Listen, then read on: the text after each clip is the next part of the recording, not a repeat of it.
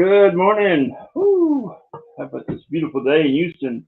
Yesterday was absolutely gorgeous, and today is wet and rainy. So, great day to stay in the house and do podcasts all day. Oh, I'm not going out the door. yeah. Not So at this all. morning we have on Marine veteran Kyle Shutik. Uh, Yeah, and we're right in that time of the month where we're obnoxious to tell the Marine Corps birthdays. So yeah. Hold on. Here we go. I got it for you.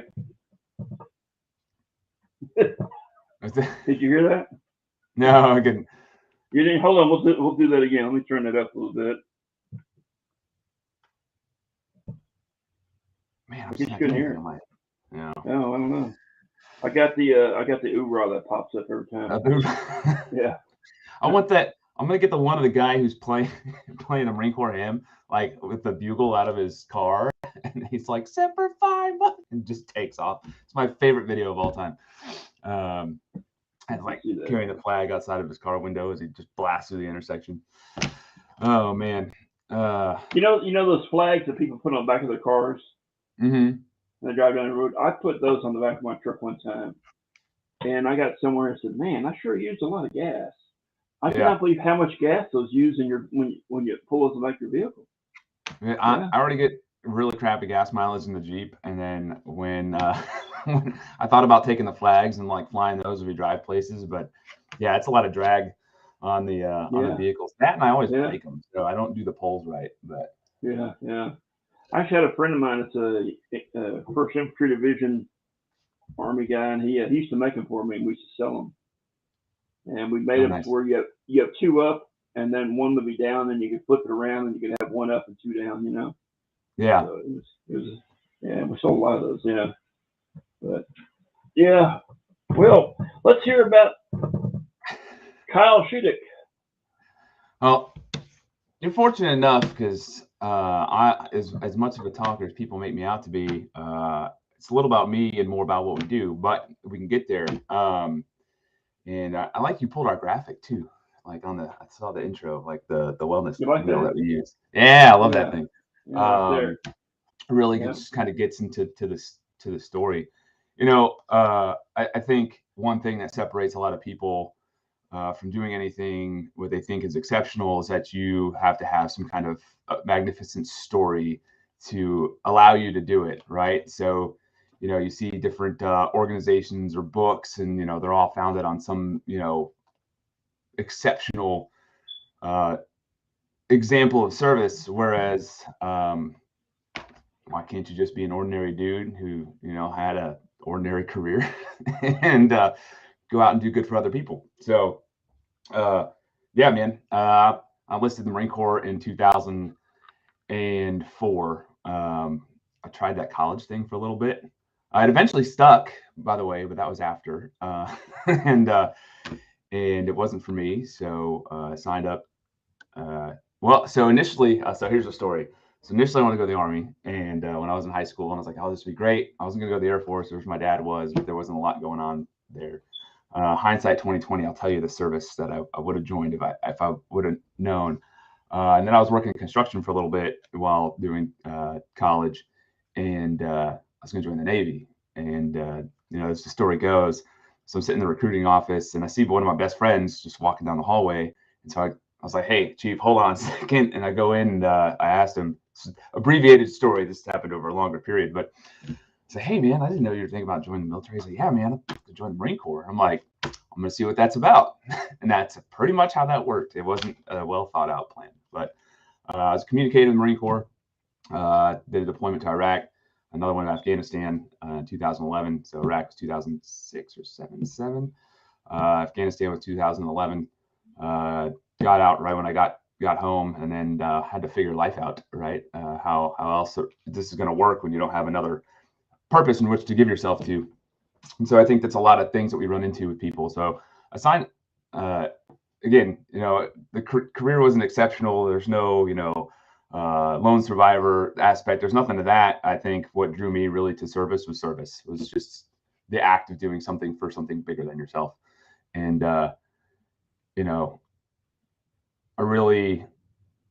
I really missed that a lot. So that's kind of what drew me to what we do now. I'm very oriented into that aspect. Again, like didn't do any exceptional schools or anything else. Deployments were what deployments are, but ultimately, I think what shaped that was the after the fact, right? So you can take everything the people that you met, the people you served with, the things that you did, whether or not you were in country or your training, or all the monotony of the 90% of the time you're actually not doing anything besides prepping to do things, is take that and distill that down, and really it's just kind of the greater good of how do we collectively work towards something good for one another, right? So like soldiers take care of soldiers, Marines take care of Marines. At the end of the day, like you all bitch at each other, but you give a shit. And I think that was the coolest thing that I really liked. Did you have a rough transition out of the military or what? So I jumped right in the oil and gas industry, like right when I got out. Like I think I went to college for a little bit. I went to college, finished my bachelor's degree, and then I jumped in the oil and gas industry. Well, what's great about the oil and gas industry in Houston, especially where I worked, it was like 80% vets. So that was really cool. So you didn't have time to think. I was making stupid money for comparatively, right? And when you don't have time to think about it, you don't really have any problems. There's the idle minds, idle hands, right? So are you still working in the oil and gas industry? I am not. No, I've been kicked a few times by that one, so I think I'm just going to stay away from it for now. Okay, all right. Oh man, are you working now, or are you just doing your organization? So I transitioned I was doing some consulting for training for a couple oil and gas companies last year, and then COVID really had messed that up a lot. So I went to some of the board members last year and I said, let's give it a go, try to actually make this thing a thing. A sustainable, survivable, workable, and ultimately successful organization that serves improving the well-being of veterans and first responders. I mean, that was like that was September last year, and that's where you got to come up with your business plan. You got to come up with everything, because at the end of the day, an organization is a business.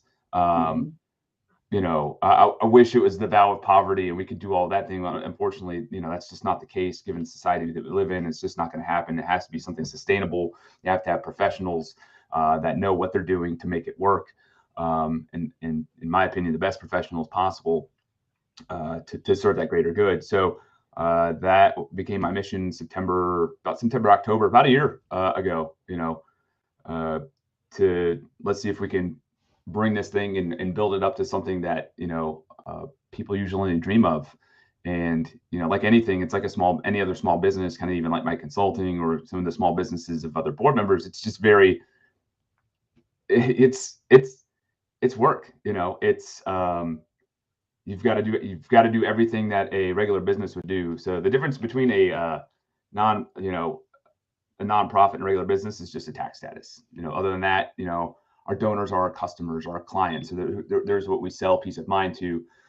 We sell the mission to and what impact we're going to make. Whereas, you might you sell coffee, right? And other people sell widgets and other people sell things. So, but for me, it's just the end goal, what we're trying to achieve. So yeah, that's what I've been doing. Doing a 501c3. Yeah, that's a lot of work. It's great, and there's a lot of them, and you always hear there's 45,000 veteran service organizations, only about this many people actually working in the wellness space. It's about 5%, and that's where we focus. And you always hear, hey, we need to unify and do everything else, but a lot of them are born out of problems that you see with other organizations. So for the past 6 or 7 years, I've been volunteering with other different organizations.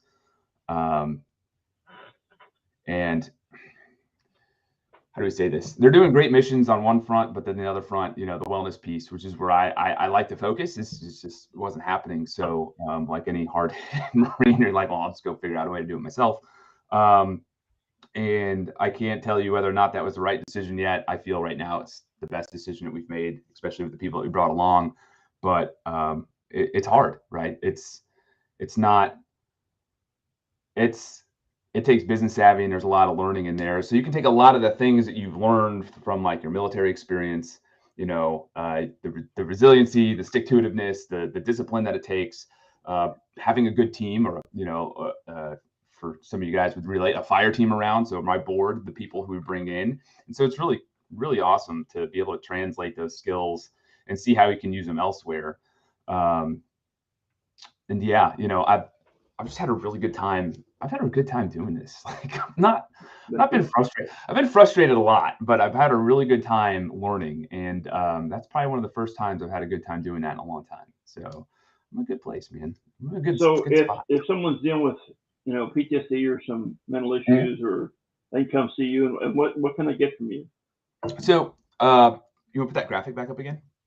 Yeah. So we, initially it was, the mission, the mission was really focused on.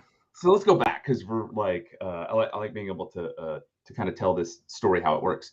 The idea was really founded in 2019. It was like October. I came back from another organization. There was a veteran camp, and we worked on strengths, and we were talking about the different things in organizations that we've served with, maybe that weren't working too well. And not to say that their mission wasn't doing too great, but the elephant in the room is always is suicide, right? And mental health and PTSD and the whole gamut, depression, anxiety. So the one big thing was like, oh, buddy checks. Okay, well that's great, but what tangible skill do you put in front of people, or what tangible service do you put in front of people so they can deal with those things?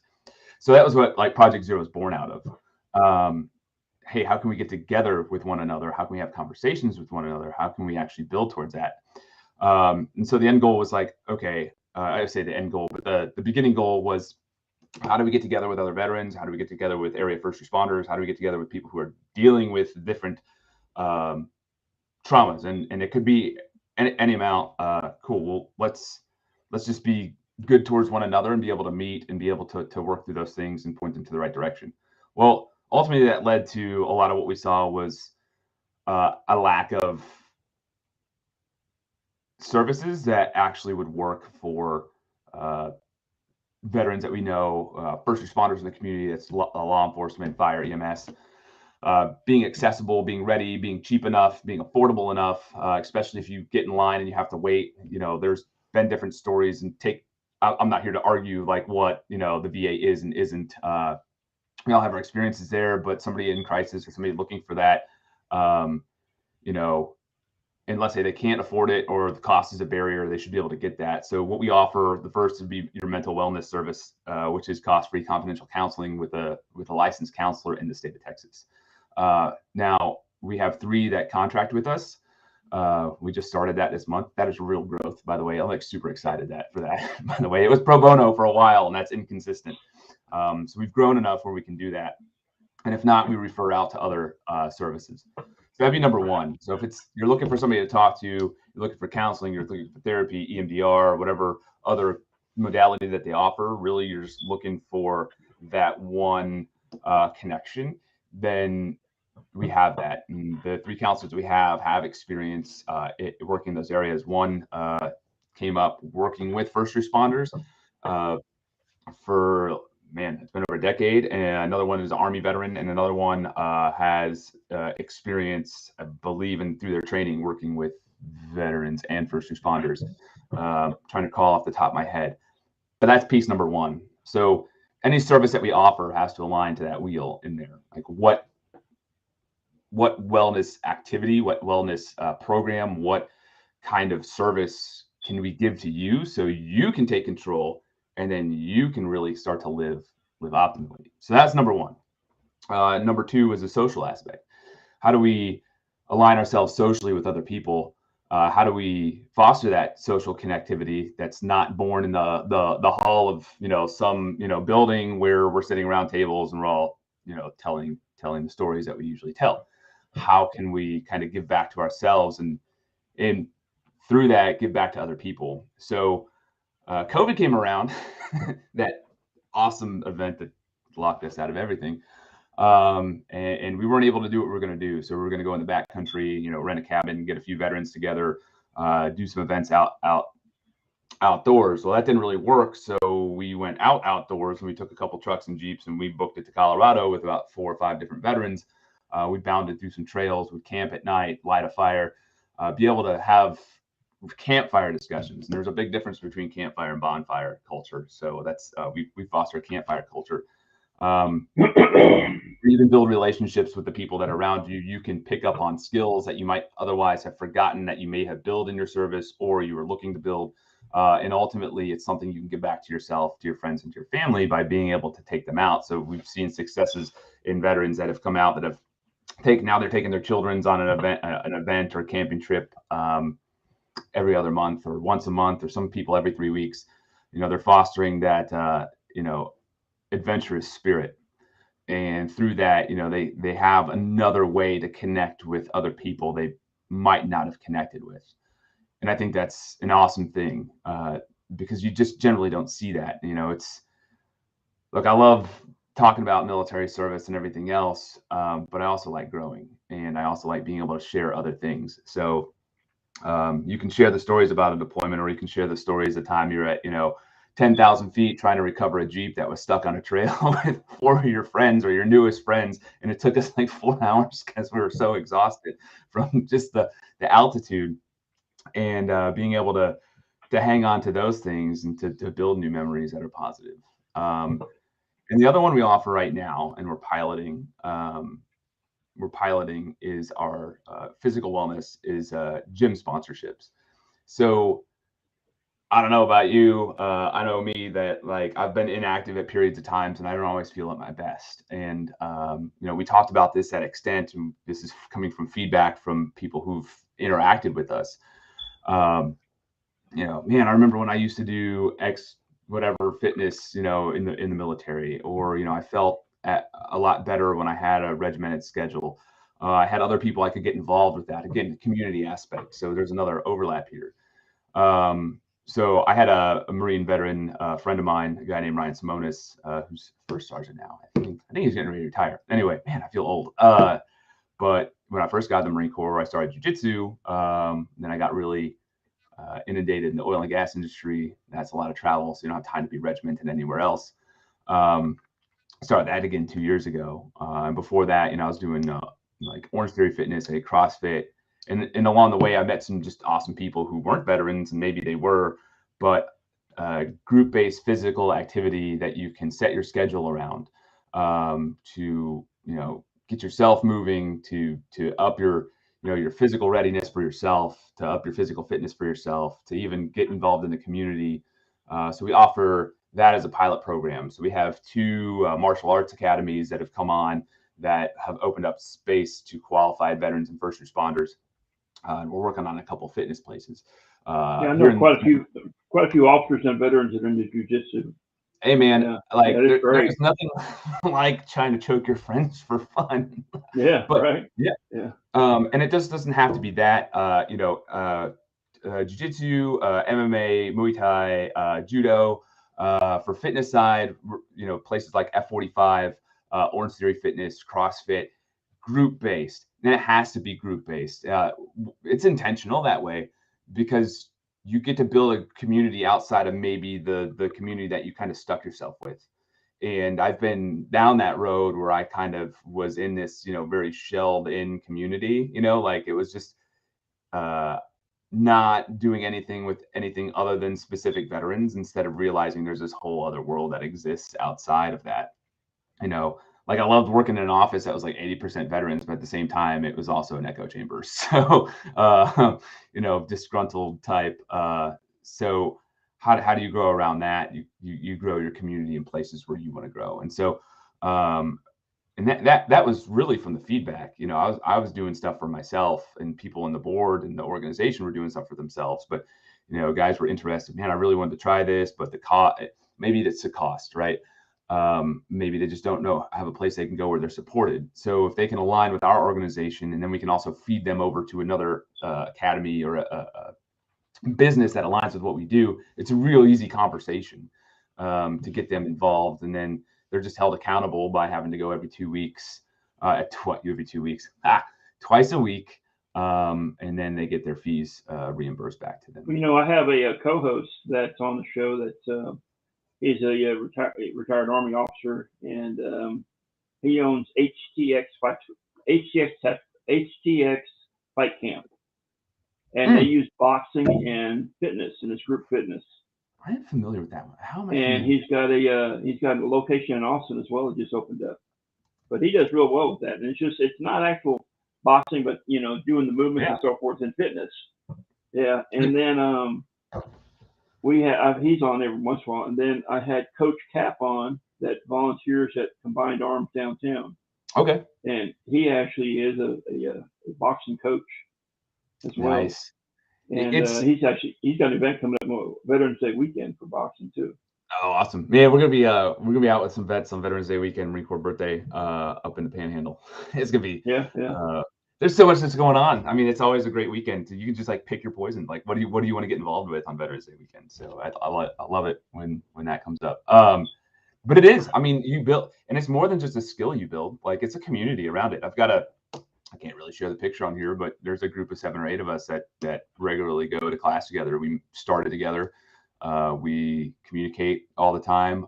We've done events outside of that. We've gone to lunch, dinner, have a drink afterwards, whatever. But it's been a really good community, and I've noticed that on my own level, doing it for myself before we even introduced this to the organization, it's just been. I felt better mentally. I felt better physically. I've got a good supportive community, and it's just all around, been something that's really helpful. And we discussed this with some of the people in the fire service, in the first responder community. There's obviously organizations like Adopt a Cop that exist to help law enforcement officers get their blue belt, to upskill themselves so they're safe on the street. But does it necessarily have to be for combativeness, or can it just be for the community, the social, the physical, mental aspects of it? And that's what we really are wanting to foster, and giving people the ability to kind of build some rigidity and some discipline and habit in their own schedule by scheduling it for 12 months, requiring attendance twice a week. And again, it has to go to a qualified veteran, somebody who has the need, may not have the ability to do that, or first responder. But yeah, that's been a big thing. We just launched that. And it's like, have you met Tim Stroud? I miss Tim Stroud. Tim and I are buddies. We haven't seen each other in a while. Yeah, he just made a comment there. Yeah. Yeah. He was actually on the podcast with that's at Ricky's gym. Oh, nice. Ricky Cruz, yeah, and that's Tim and myself there at Ricky. That's at Ricky's gym here in Houston. Nice. Yeah. I don't make my way down that way too often. Like, I try to stay up in the Spring Tomball area quite often. Yeah. So yeah, we had Tim on there and had a good time with him. Yeah. Awesome. It's a big thing, and it's attractive. And one thing I kind of looked at really, as the board and I were kind of getting together, and how do we shape this whole wellness aspect. Again, I mean, what are things that have worked for you? What are things that people are asking for? Or they've mentioned, during a campfire discussion if we've been out, or they've talked with one of the counselors with, what are things that we're looking at, and ultimately we just kind of shaped around mostly what you see from National Wellness Institute, or just domains of wellness, the activities in which we can do to increase our sense of wellness and well-being. And places where we're deficient. I mean, like, I know Tim's listening right now. I know he does some financial fitness through Marine for Life. Financial well-being is a big thing. It's not something we brought on yet. Career, like, how do I transition from? Here's a big one, just not even on the veteran side. So on the first responder side, the attrition rate on there is pretty high. And so we've been talking to a few different officers, and they're like, what can I do after I leave the police department, because all I've been is a cop? I'm like, well, welcome to the struggle, dude. Like, what do you do after you leave the service and all you've been is an infantry guy or a Marine or a sailor, and like you don't feel you have a transferable skill? Yeah, I was military and law enforcement. Okay, yeah. So I mean, you get, like, it's same. There's a lot of things same, right? I mean, maybe the service is a little bit different, but the conversations are the same. And then really the last bit, financial, like I think financial, again, going back up to financial readiness I believe is a really big thing. People need to have a wrangle on, you don't need to know the tax advantages of being 1099 or anything else, but like, how do I write a budget? What are the good expenses that I have, especially given the time that we're in right now? where can I eliminate out of those things? Where can I put my money that's going to best go to work? We don't have anything. Yeah, Tim gets it, man. Right? No. I'm going to put all my money into tickets because that's my ticket to retirement. No, I'm not going to. But how do you have a good just financial sense? And it amazes me that people in their 30, I'm 38, that I meet men and women in their 30s that still don't understand, that, how did I survive through COVID, given that it wrecked my business? Because I had a budget and because I was financially savvy. And that's just my example. How do we help other people with that, or that are maybe looking through a career transition? So they might have to,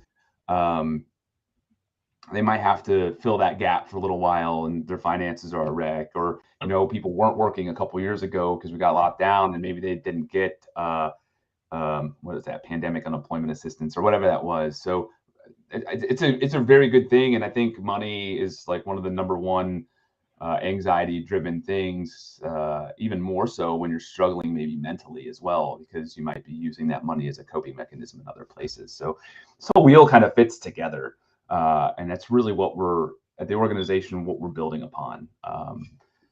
Do we have all of them up yet? No, we don't. Will we? Hell yeah, we will. When? Couldn't tell you, because it's just been a long, slow process. But man, we're growing, and it's been really good to be able to see that happen, and be reminded every once in a while I need to take a step back and see that, because you're always worried about the next step. But doing this is great for that. It's great exposure for the organization. It's great for me to be able to reflect on those things. So I do appreciate you bringing me on. I think it was Yeah. Ty. Well, we're not done yet. So we got to talk about an event coming up. Events, because we'll have more. But yeah, I think it was Ty. You had Ty come on, and I know Ty does amazing things for a million different organizations.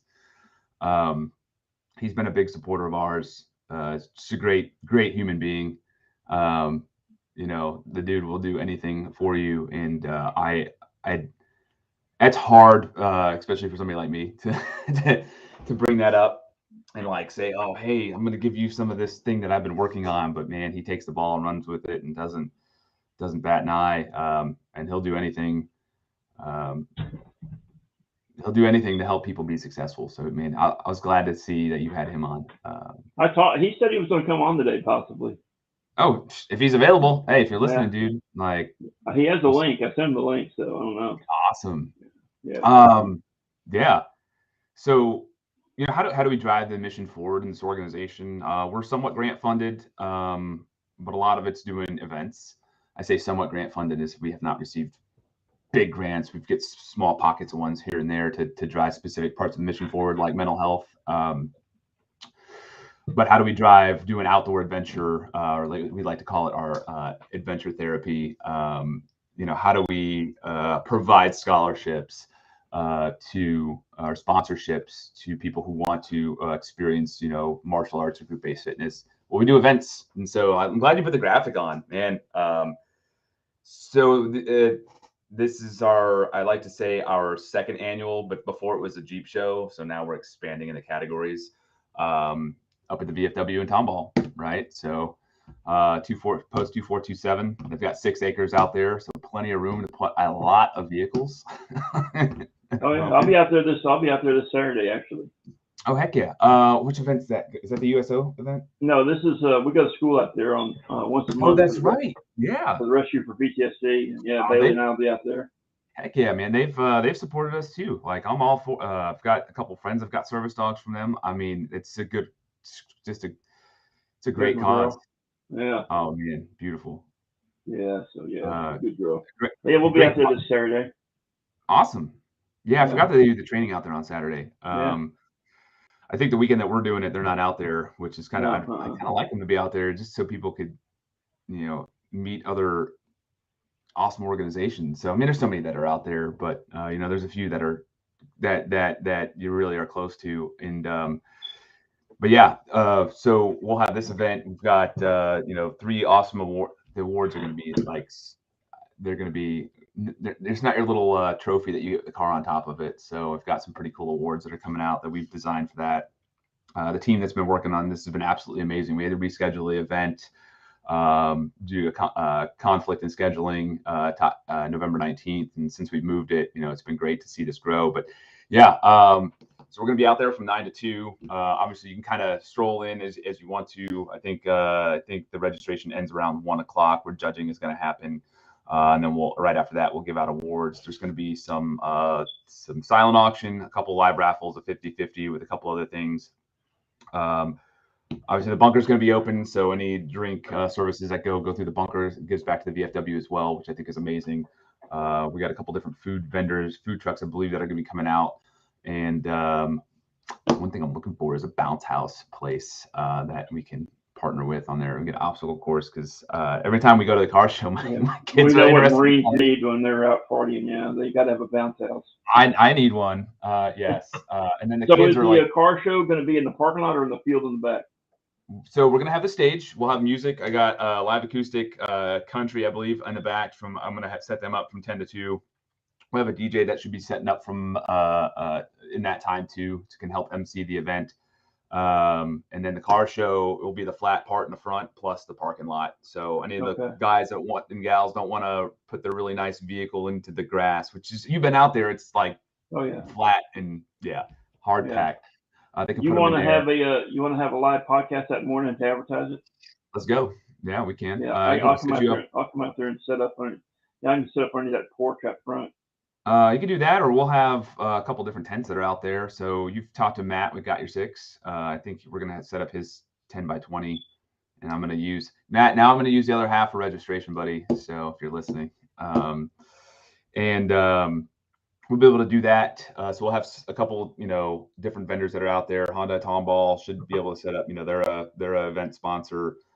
Mitchell Roofing Exteriors is Houston Muscle Cars has come on to help us out before you buy inspection services. So we'll have a row of tents that are set up out there, and a couple other ones. Gotcha 6 Culture LLC, a couple other ones that are set up out there booth wise, so they can promote their companies. But you can bring all kinds out there. We've got, best classic, best muscle, best lifted, best truck, SUV, first responder. We're gonna have the 2. Oh my God, which one are they? The 2 restored HPD cruisers that were out there. We just talked to. I know the guy I knew the officer that used to do those. He died in the line of duty in the helicopter. Yeah, Jason Knox. Yeah. So we're really connected to the HPD family. So half my family probably works for HPD. So. That was a big thing, to just have them come out free of charge, just to show off, the incredible work that he did on those cruisers.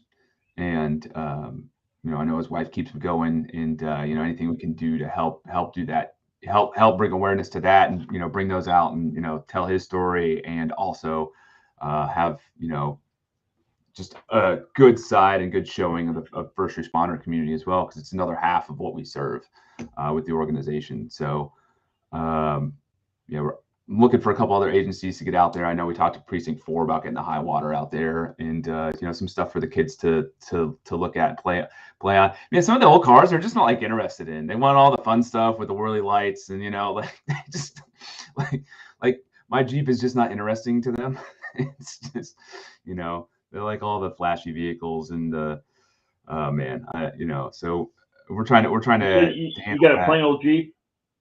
A plain old Jeep, yeah. I got a Cherokee. I got a 2001 Cherokee that I use for our outdoor events. So all our overlanding stuff. The organizations that have the great big shiny trucks with all the graphics all over and everything. Yeah. You know where the money from the organization's going to. Yeah. And then you look at the little guy that's got the crappy old 2001 Jeep Cherokee driving around for his organization. You know where the money's going to for them. So that's a good thing. Paid for and worked on out of my own hard savings. But you know what? The fact. So what's really cool. Let's go back to that. Actually, it's really funny that you mentioned that. So we've got some really cool on the outdoor piece, some really good partners and volunteers and board members that take up their time and their equipment to come out and provide that to other people. Now, the veteran might have a Jeep, the veteran might have a truck, or that. If they don't, you can ask you guys. I'll hand you the keys, and I'll sit in the right seat and just let you go. Like it's a great time. In most places, by the way, like not all, but most places. We've done a couple like Wheeling 101 classes, so they can learn four-wheel drive and recovery. I believe learning some of those lessons for yourself is great, like how to recover yourself. There's kind of a Hey, recovery is a big thing. Because did you see the story about the guy that was killed?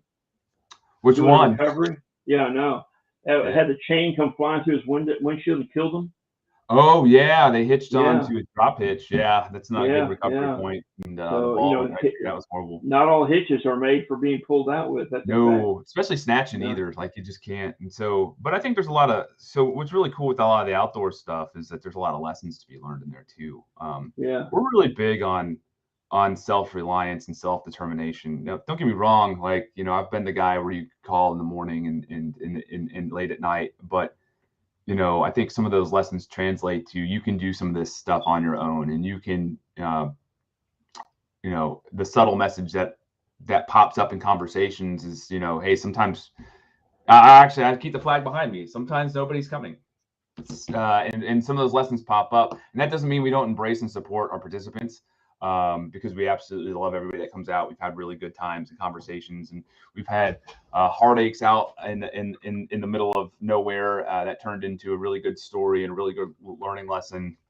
But ultimately, we have some really awesome volunteers that and staff that want to help provide and foster that environment. So we've worked with a Jeep exclusive up in Amarillo. We do Palo Duro Challenge every year. We're going back to the canyon this year on another side to another park. We've been up into Colorado, all around Texas and the Big Bend. We've had volunteer guides that come out.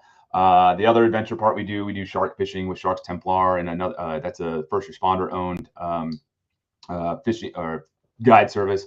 Plus, oh dang it, Justin, what's the name here? You're not going to see this. Shark Life Outfitters, Army combat veteran.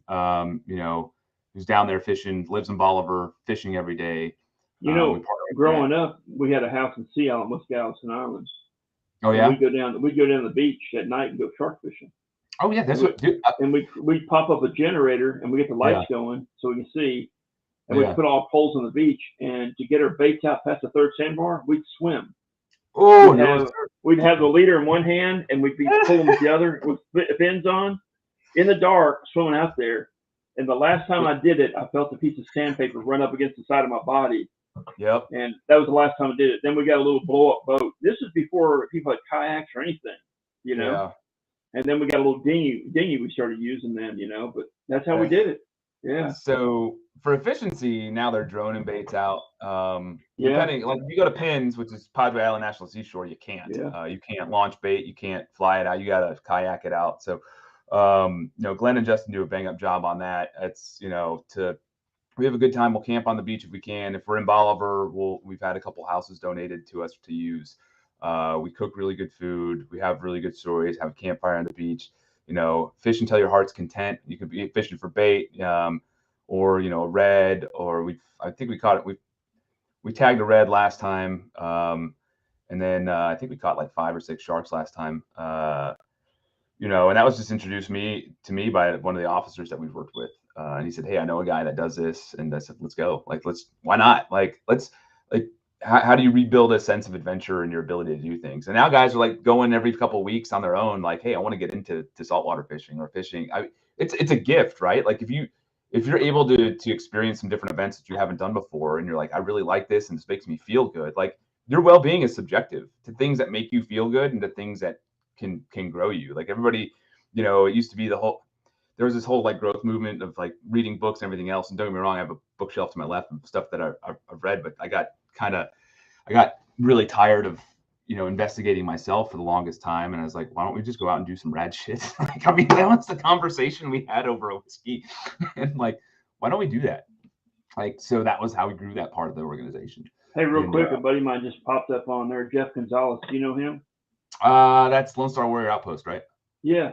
We met a year or so ago at another event. Yeah. But yeah, I mean, like why limit yourself to just this very introspective kind of life? And a lot of people will tell you, well, hey, it takes a massive action. I was like, well, yeah, it does, but like, what is that? Like, okay, well, let's provide that, avid conduit for you to do that and to figure that out. and again, we're not limited to just veterans. We do first responders. We do for the mental health side, this is really, it's not a surprising statistic to me. About 75% of the clients on the mental health side, and it's truly confidential, so I only know where they serve, not who they are. That stays with the clinical team. Our first responders in the Houston market. It's not surprising to me, just knowing what we know. But then we also have them coming out on events, right? We have them interested in wanting to sign up for gym sponsorships. This is a really, it's something you can give back. So we can help over here. We can help with the clinical side of things. But then now it's like, all right, well, how do we start picking up things that we want to do, like to do, need to get involved, and how do we make it as easy as possible, right? So free is number one. For the most part, travel is not yet paid for, but everything else in the event is. And how do we keep you going doing that and support you along the way? Because ultimately, like, we don't want to be the home base for you indefinitely. Like, the idea is for you to build and grow your own community and kind of integrate yourself into having more friends, having more support that isn't just coming back to the organization. Like in therapy, a lot of therapists I've met, their goal is always to put themselves out of business so people don't need them anymore. So how do we do that? Like, how do we put ourselves out of business, by modeling the things that we wish of people? And so that's where the whole, that's the whole wellness wheel. So what are you doing this Thursday? I will be down at Lone Star Rally with Matt from Got Your Six, helping him out. He's helped us out a lot. And I said, hey, and he's like, hey, I could use some help down there. I said, you know what? We're friends and you've helped the organization. Let's do a favor, I mean, why not? So we'll be down at I'll be down at Lone Star Rally. I thought you'd be helping that Ty on Thursday. He should be down there on Thursday. What's he doing Thursday? Which one's that one? That's right. That is right. I will not. I will be down. I will be down helping our mutual friend Matt at Lone Star Rally. That's the day I signed up for. So sorry, Ty. But yeah. No, I'll be out here. I'll be going out there to. Nice. We're gonna do a live podcast out there that morning. Oh, that'd be cool. Yeah.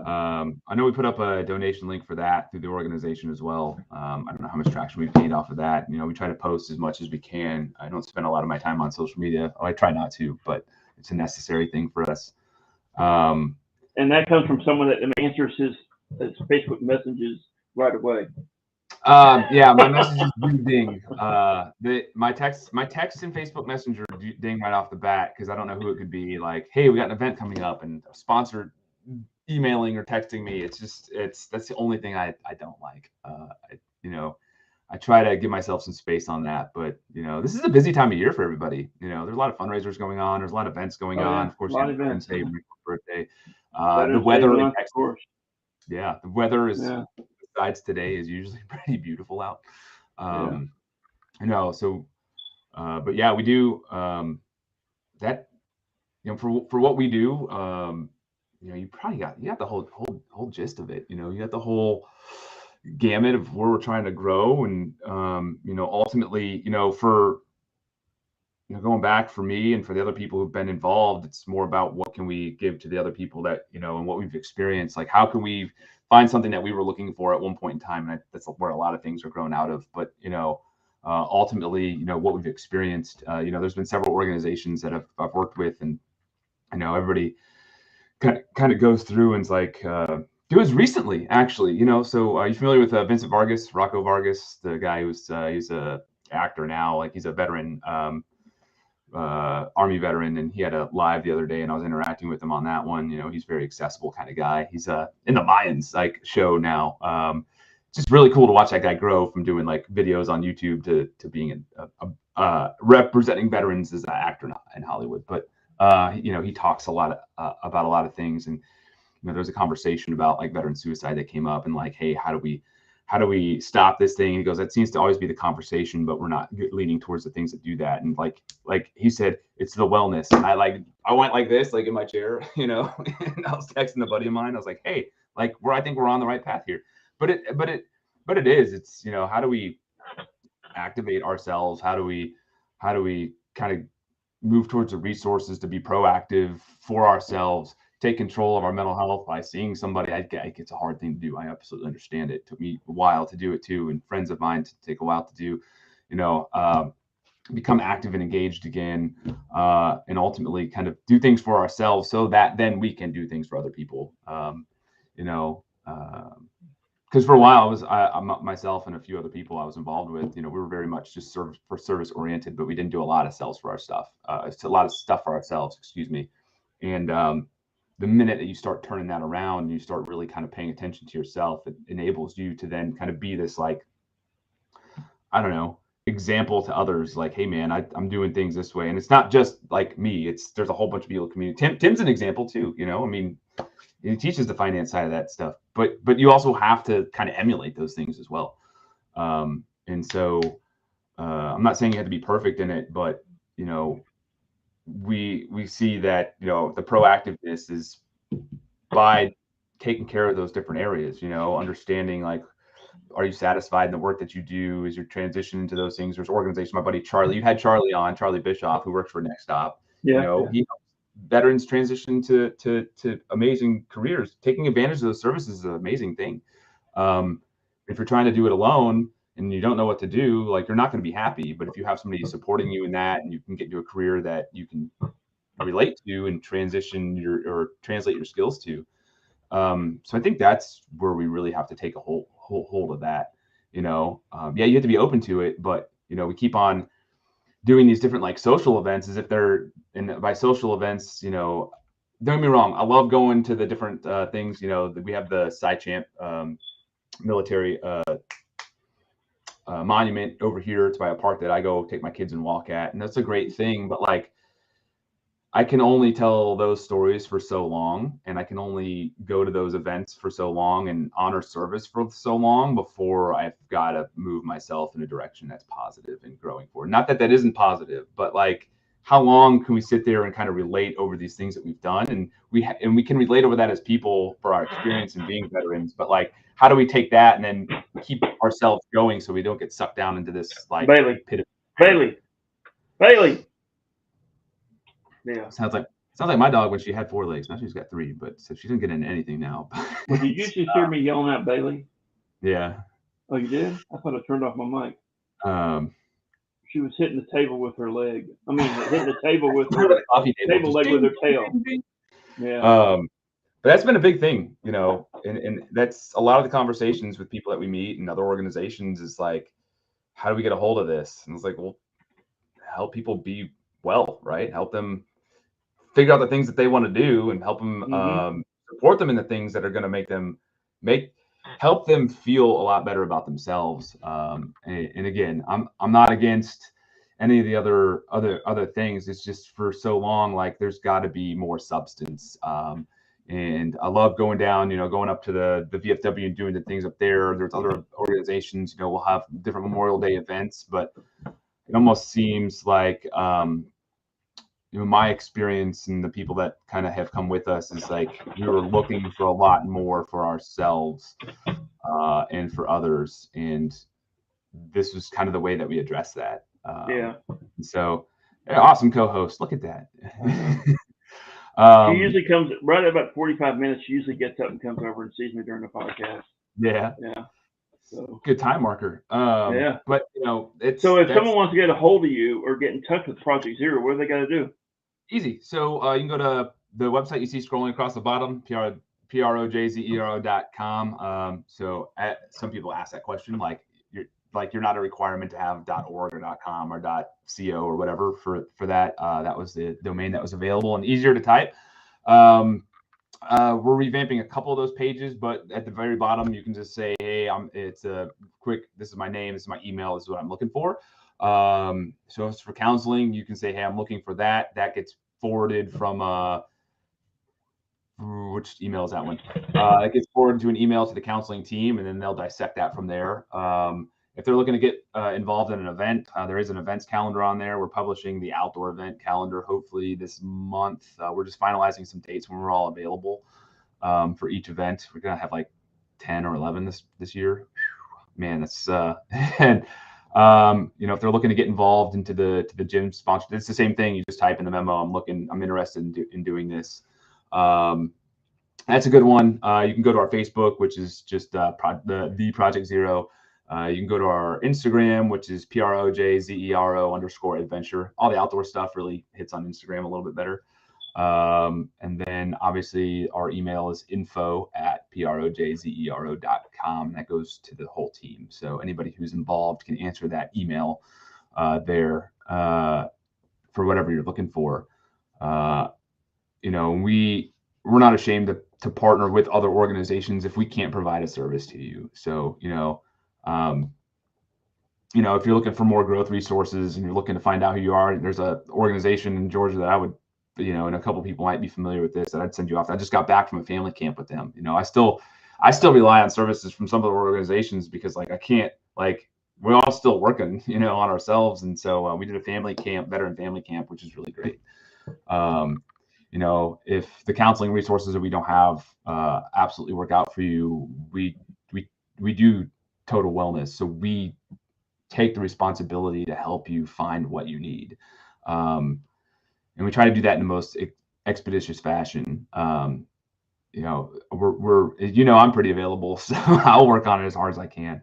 And then, team up with organizations that might have something that if we don't offer, and they don't know, and you'd be really surprised, right? Like how many vets, at least the veteran community, especially here in Houston, still don't know how many just amazing resources exist just in this area.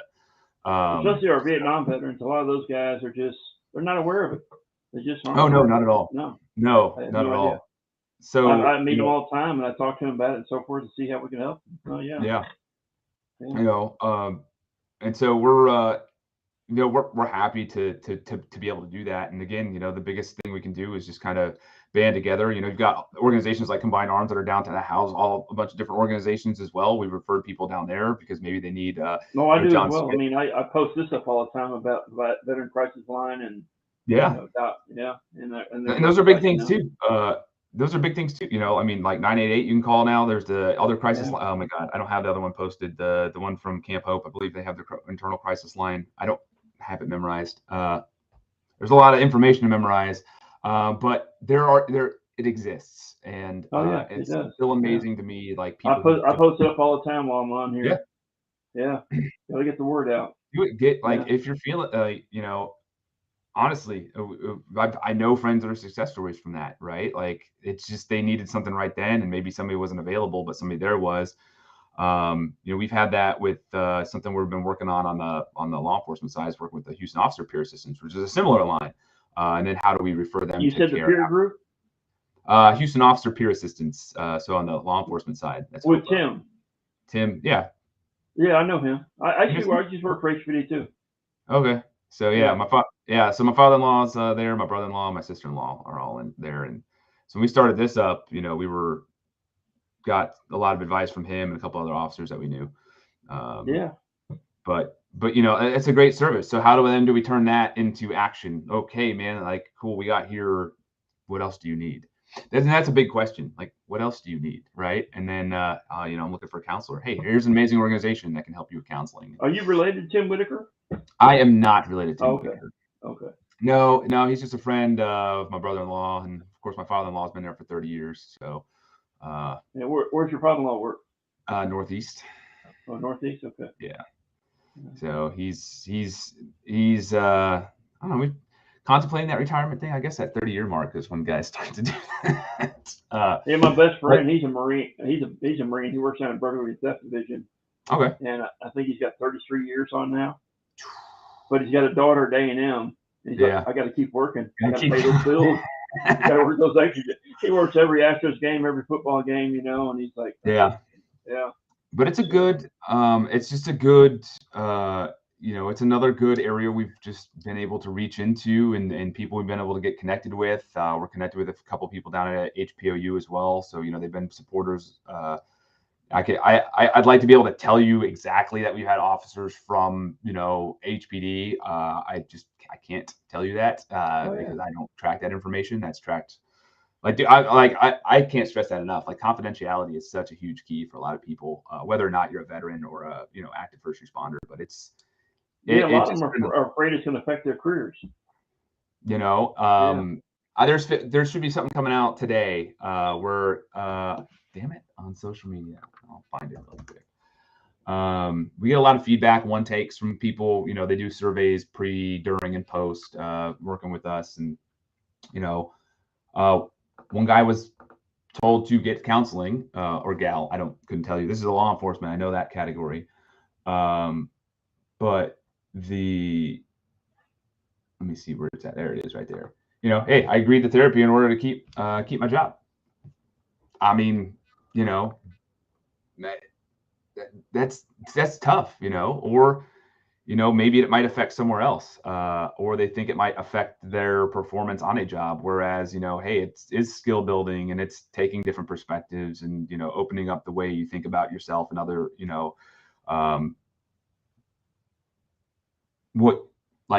what has happened, and ultimately working to better yourselves. And so it's going to be stigmatized for a long time. It's a simple fact of the matter.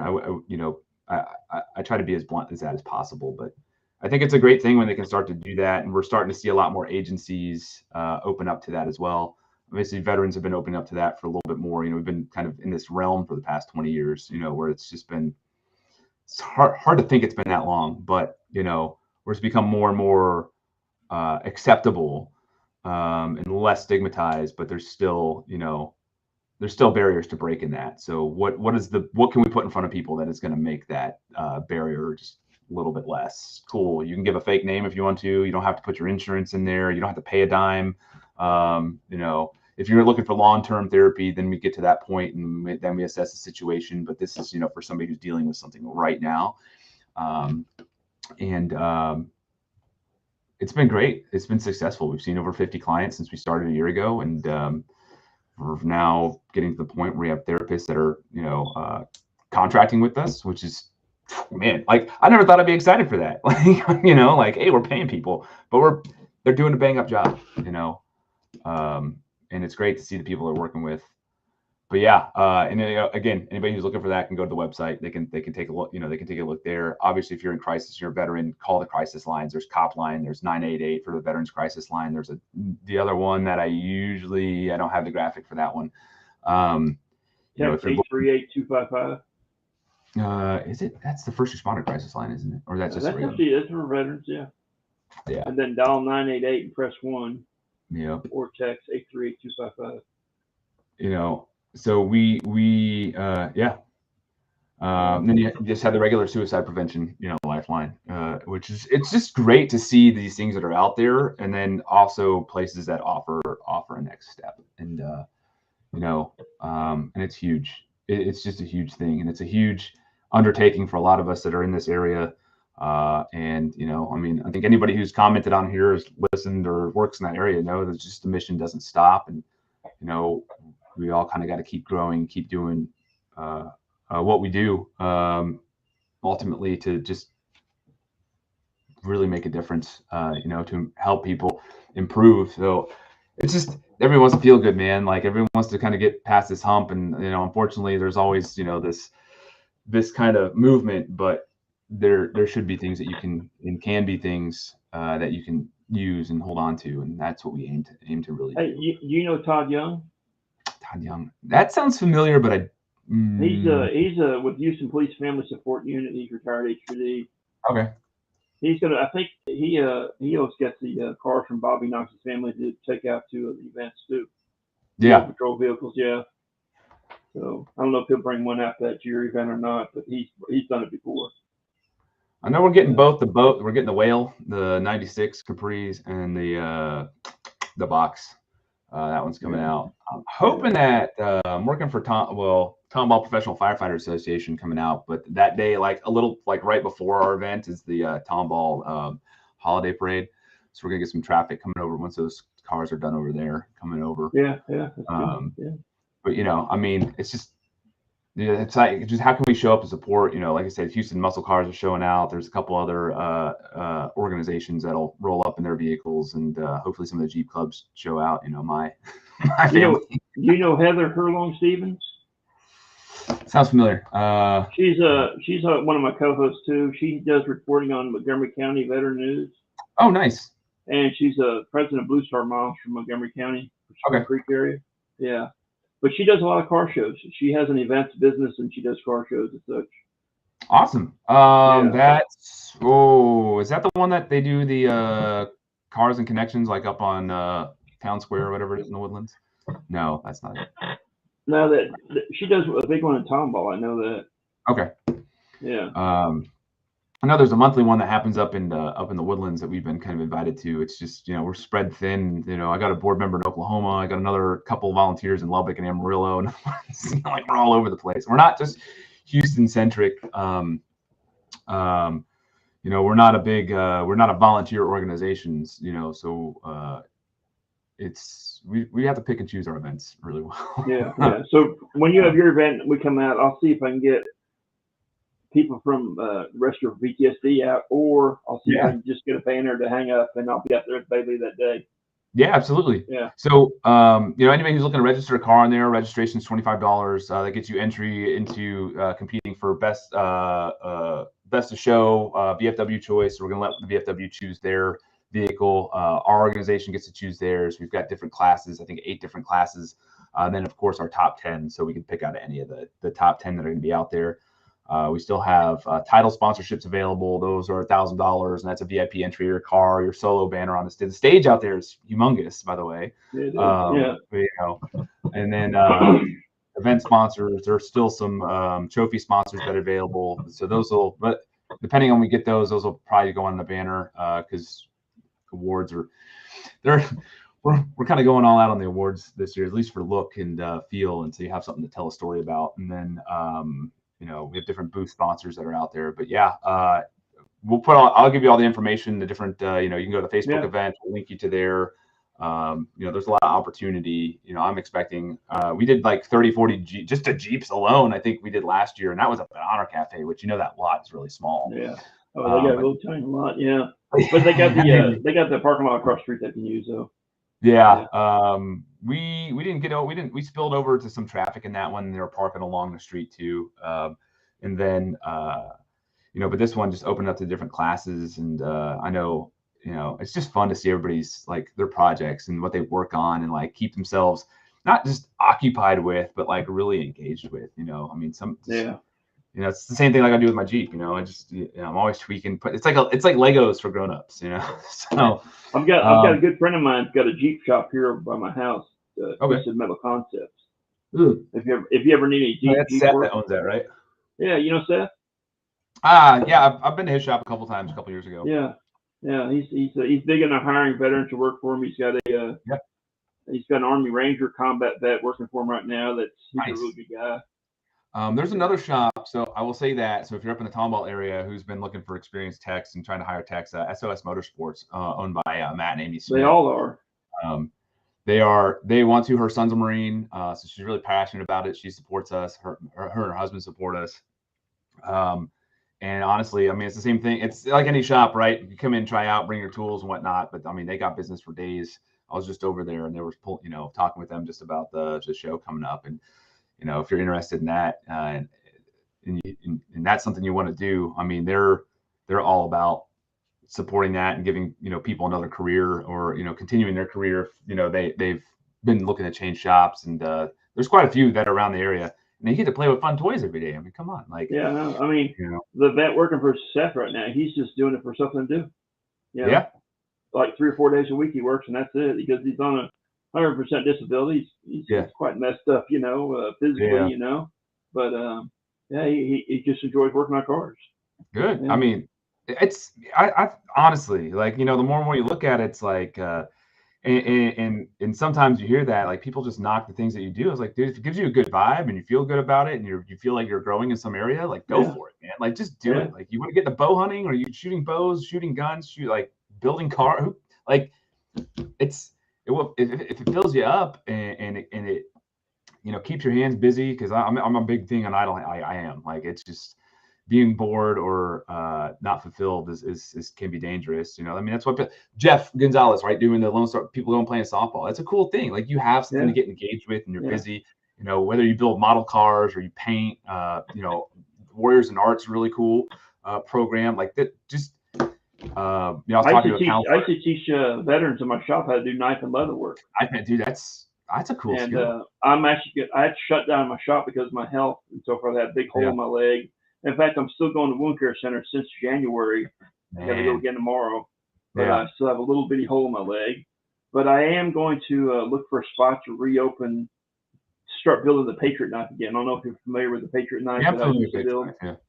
Yeah, I built 411 of them, all donated, and I'm going to start doing it again. I miss doing the Patriot knife. You know, they're a lot of fun to build, and they bring in a lot of money for organizations. It's a huge thing. Like, it's a huge thing for people and for yourself. Like, I think people, you know, sometimes you look at people who do that and you're like, oh man, they're just, you know, you're not just doing it for the other organization. Like, you do stuff for yourself, you know, like I'm just like, it's just, we all have to have our thing, you know. I'm a firm believer in that. I wasn't for a while. I was like, no, there's got to be, but you know, that whole service above self, which I believe in, but like, I also have to have my thing, you know, like, you know, I went to class yesterday at 11, one, because it was Halloween, so I'm able to go at night, and two, it's what I do. It's how I regulate. It's how I, you know, maintain and grow. And, you know, it's a cool thing. Like, so I was talking to a counselor when I was at this veteran family camp. We were on a nature walk in the morning, and you know, legit counselor. So he's a prior service Navy vet turned into a therapist. But we were just chit chatting. He's like, man, people just need to explore their thing. Keep trying stuff. Go rock climbing. That doesn't work. Cool. Go on walks. Go hiking. Go, you know, try shooting, try knife making, try, you know, and then you find that thing and hold on to it. And, you know, for us, it's doing outdoor activity. You know, that's a huge thing. I wish we could do a lot more. It's expensive, especially with gas. Oh yeah, it is. Yeah. But you know Dennis Butterworth with War Pig Barbecue? I know of War Pig, and I believe my friends do some of their marketing. Yeah, I was just talking to Dennis Butterworth yesterday. He owns it, and he's actually won 2 of these knives at the barbecue cook-off for Camp Hope. Nice. I used to build those, yeah. And he asked me, he said, "Hey, what happened to you? You know?" Yeah. Yeah. Hey, if you got the end over there, we could look for some barbecue at the car show. You know, I'd love to have. It's good, man. Their sauce is delicious. So my friends do some marketing for them. You know, I've gone to their house a few times. I picked up some of their products, and we'll bring it out. I'll put it in a cook box, you know, that we take out, and it's just I'm all for also promoting other companies. But yeah, so I'll put you on the calendar to come out that weekend. Oh heck yeah! Is your event on a Saturday or is it Saturday? Yeah, we're on Saturday. All right, that's good. We're on Saturday. Like I said earlier, as I say, we'll be set up around 9. You know, people can trickle in. You know, we should have a couple food vendors set up. You know, grab some breakfast, grab some coffee. I'll have hot coffee out there for people. Heck yeah! And then, what kind of coffee are you drinking right now? Whatever. I think I'm on whatever the hell my wife bought, some Peruvian thing from Kroger. I don't know. Like, it's just whatever I get my hands on. Yeah. You know what? I think I went to a car show earlier this year, and I bought some pot. I can't remember which one it was. I don't have the box anymore. Damn it, it was a medium roast. That's for sure. I just don't remember. We'll do a gift set of coffee for your event too. Oh heck yeah, man! We'll put that in a raffle and like we'll go for it. I did a gift set of coffee for Val 22 for their auction, and it went for $450, I think. Oh, nice, dude. You know, this is a big event. This is a big event for us because it helps us grow where we're growing, like keep us growing where we're growing. We've done really well this year. Like, you know, the first 2 years we stumbled, like any business in any organization, you stumble, and then we kind of hit a stride. But that success also breeds that we, you know, have to support in other areas. And so, like, you know, going to Colorado, we can keep it cheap, but we also need to make it an experience and something that's memorable. And so, you know, it's still manageable. It's still budgeted really well. But the experience for the end user is kind of what helps make the translation, the change, and the connection. And we really work towards doing that. And so we'd love to be good stewards of the, you know, people have offered us, hey, like, could we do this right up front when we first started? And I didn't think at the time we could be good stewards of that money. And it was a big sum compared for a small organization. So we said no. But now we're in a really good place where we could do that. And this event, we did golf in the spring that'll drive that, and you know, some of the fundraisers that really help us, you know, light the fire up under what we're doing, you know, and offer, you know, to not keep offering what we do, but to grow that side of things. And you know, I'd love for a veteran that, you know, I've been really looking to go, hit the backcountry of Colorado, but I don't know how to get there. I don't have any gear. Okay. So Yeah. let's introduce you to that. Maybe we can hook you up with some gear. And then when you get home, we can encourage you to plan your next adventure with your friends or your family or whatever else. And maybe now you're set up a little bit to go do that, and you don't have to have an awesome Jeep to go do it. Like you can go car camping in a lot of the state parks, and that's a lot of fun too. We go to like 5W Ranch right there in Navasota, take the kids, go fishing in the stock pond. And it's just, you're not here and you're not here and you're just out in the middle of, it doesn't have to be middle of nowhere, but nature's really fun. And it's really, I'll go up to East Texas where I deer hunt. I'll get up there at 3 a.m, get in the blind and go to sleep. yeah. That's the best sleep ever. I got checked by the game warden one time, and I opened up the door. He said, "Are you hunting?" I said, "No, I don't have a gun with me." He goes, "What are you doing up here?" I said, "I'm sleeping." Yeah. He's like, "What?" I said, "Oh man, you get the best sleep ever in a deer stand, We fall asleep on the beach. We'll be in the 0G chairs. I'm glad I got introduced to those for beach fishing. And then, I'll wake up early enough in the morning, enjoy the sunrise, have a cup of coffee on the patio or outside the tent, depending where we're at. Like it's just, watching the sunset in Big Bend was really always awesome. Like it's just drawing in those like awe-inspiring experiences, and then being able to really share them with really awesome people, and we get to hear about them and what they need.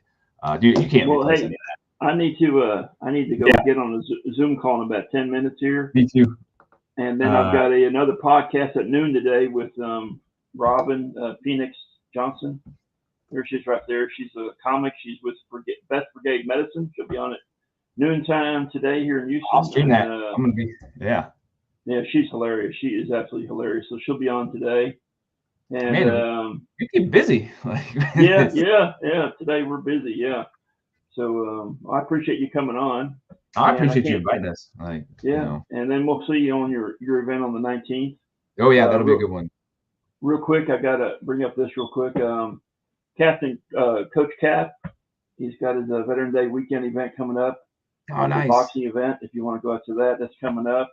Also, I know they still need volunteers at Operation Turkey if you want to help that out as well.